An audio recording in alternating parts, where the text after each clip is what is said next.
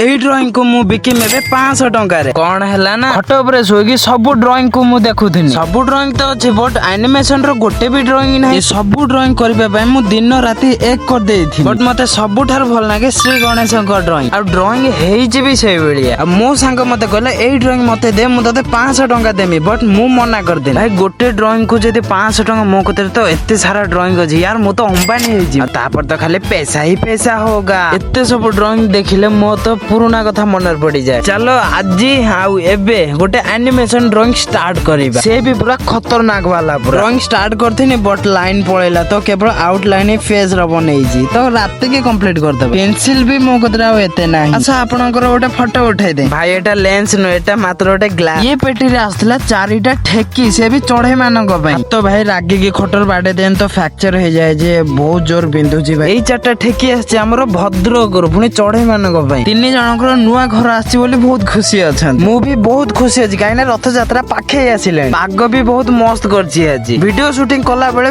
पिला आसी भाई डिस्टर्ब कर। भाई बसी बसी बोर नाउथला तो चलो झाल मुड़ी करबा एबे। झाल मुड़ी जल्दी करिकि खाइ देकी चलो एबे ड्राइंग करि देबा।